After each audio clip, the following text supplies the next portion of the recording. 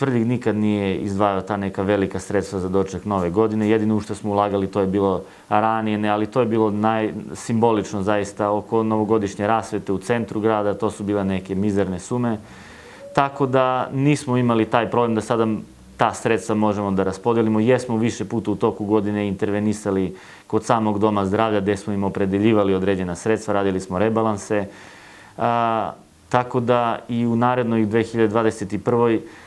Da kažemo da će budžet biti usmeren na privredu koliko je to moguće, jer ipak smo mi jedinica lokalne samouprave, nemamo neograničene, da kažemo, ovlašćenja, da možemo nešto direktno sami da menjamo, ipak to najviše zavisi od Republike, ali u okvirima naših nadležnosti gledat ćemo da amortizujemo, da kažemo, eto, taj problem sa zaposlenima. Znamo da zaista tekstilna industrija na neki način trpi, imamo još druge grane koje su zaista ugrožene, ugostiteljstvo pre svega, znate kakva je situacija, ograničen rad objekta zbog ove situacije.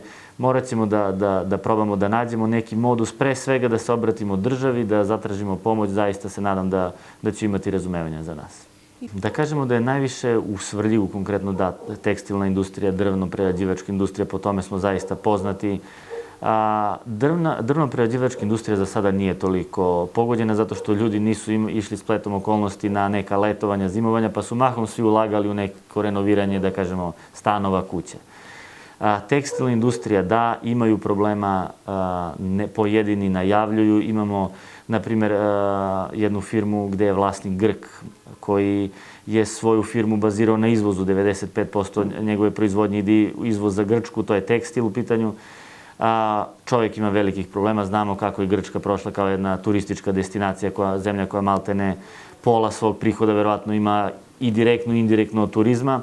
Tako da je on možda najpogođeniji, planira, koliko sam ja čuo, da obustavi proizvodnju na nekih 3 meseca.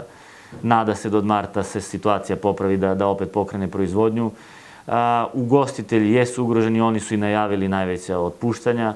Za sada nije to nešto previše alarmantno, ali jeste nešto što treba se uzeti u obzir kao neki faktor, neke, da kažemo, destabilizacije, da kažemo, generalno, ne na nivou samo Svrljiga, nego i na nivou cele Republike. Svi ćemo imati sličnih problema. Znači, iste grane, hoću da kažem, su ugrožene kako u Svrljigu, tako i u Nišu, tako i na nivou Republike. Mislim da bi država trebala da odreaguje na pravi način.